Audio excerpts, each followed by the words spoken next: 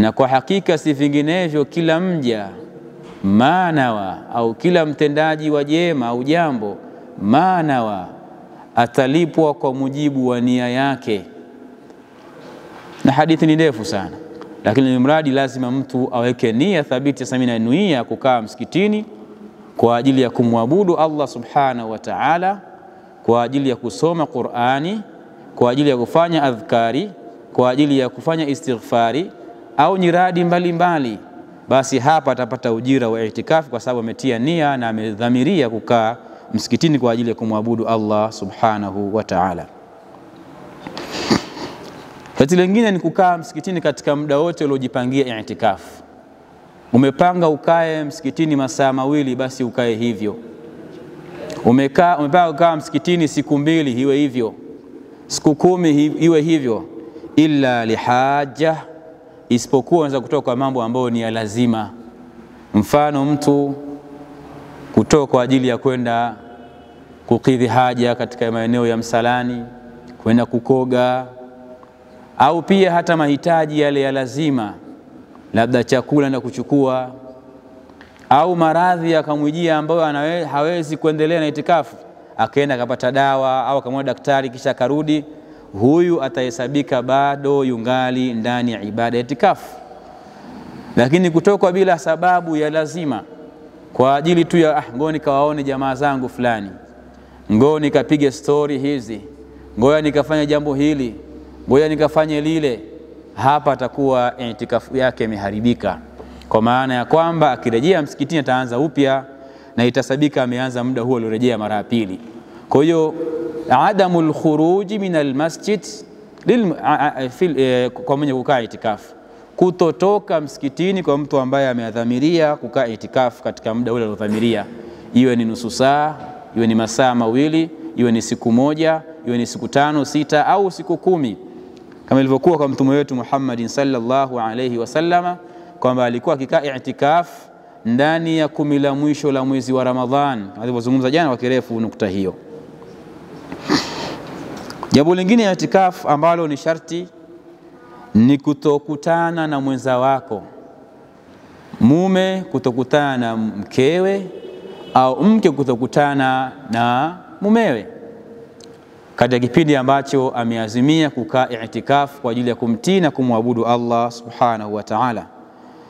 Na hili Allah anasema wala tubashiruhunna antum aakifuna fil masajid tilka hududullah, wala msikutane na wenza wenu hali ya kuwa mmetia nia ya kukaa itikafu katika misikiti. Kwa hiyo kama una sababu ya kwenda nyumbani, hilo jambo lisitokee wewe na mwenza wako, iwe ni dharura ya kuendea dawa, dharura ya kufanya hili na lile, hapo sawa. Lakini swala hilo likiwepo, tayari itikafu ya muhusika imevunjika na atalazimika kuanza upya kabisa itikafu yake.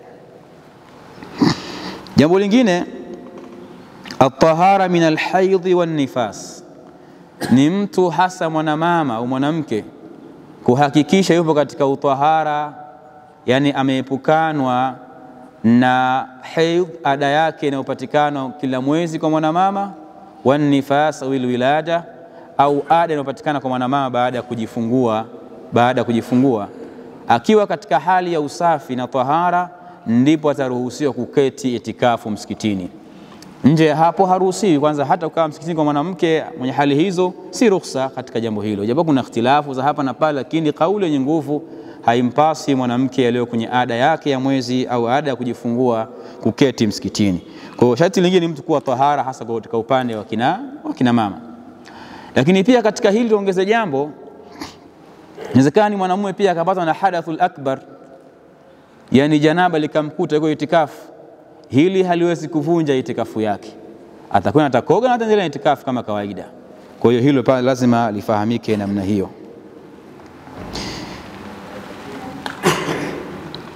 Lakini pia jambo lingine ambalo inatakiwa mtu alizingatie katika itikafu ni kutokatisha itikafu endapo itikafu hiyo ni nadhiri, kwa sababu ikishaingia kwenye nadhiri ni wajibu.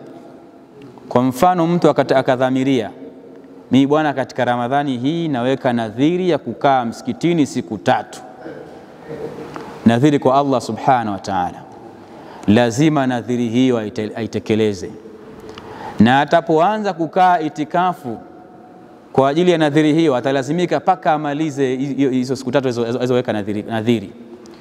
Wakati akikaa itikafu kwa isiyokuwa nadhiri, anaweza kama kukatisha, tumepanga kukaa siku 4, nimekaa siku ya kwanza, ya pili ngoja niishie tu hapa, niendelee na mambo mengine. Nimepanga kukaa masaa 5, nimekaa masaa 2, ngoja niendelee na mambo mengine. Hiyo inaruhusiwa. Lakini ikiwa ni nadhiri, lazima uitikamilishe. Umeweka nadhiri kwa Allah subhanahu wa ta'ala, mimi nikipata wasaa siku fulani au katika 10 la pili au la 3 la mwisho la mwezi wa Ramadhani nitakaa i'tikafu kwa muda wa siku 3 au kwa muda wa masaa 5 au masaa 3, basi ikifika siku ambayo umeweka nadhiri, lazima utekeleze nadhiri hiyo. Allah anasema yufuna bin nadhri wa yakhafuna yawman kana sharruhu mustatira. Moja katika sifa za watu waliokuwa wema ni kutekeleza nadhiri ambazo wamezoea kwa Allah subhanahu wa ta'ala, na wakihofia siku ambayo nadhiri itakuwa kwao ni shari kubwa endapo hutoitekeleza nadhiri hiyo. Na mtume wetu Muhammad sallallahu alayhi wasallam anasema mtu akae itikafu na asikate, na anaruhusiwa kukata itikafu anapotaka. Laisa bilazimun illa idha nadhara, hakuna ulazima wa kutokatisha itikafu ya mtu isipokuwa mtu anapokuwa katika nini? Katika nadhiri ya itikafu hiyo. Ni hadithi iliyosimuliwa na Abu radhiyallahu anhu na kupokewa na Imam Bukhari na Muslim, yani muttafaqun alayhi. Kwa hiyo inasisitiza jambo lazima la itikafu, mtu akikaa anaruhusiwa kuikata muda wote ule, lakini endapo itikafu aliyokaa ni ya nadhiri, hapasi wala haruhusiwi kuikata. Jambo lingine ambalo linazungumzwa pia, je, inaruhusiwa mtu kuja na vifaa vyake, mto, godoro, shuka? Kwa sababu asili ya itikafu ni msikitini, na nje ya msikiti si nini? Si itikafu. Itakuwa ni umekaa kwa ajili ya kumwabudu Allah subhanahu wa ta'ala, unapata ujira wako, umejitenga na watu na kadhalika. Lakini sasa umekuja msikitini, haruhusiwa kuja na godoro, shuka na vitu vinginevyo, mafuta ya kupaka, si vitu gani, vikokoro vyote kaja navyo. Jawabu ni kwamba hilo linaruhusiwa, na pia linapendeza zaidi kuwa hivyo, kwa sababu ukija na mfano na shuka lako la kutandika katika msikiti, au kijigodoro kidogo cha kutandika, kukunja kile cha dharura, itakufanya msikiti uwe katika hali ya usafi.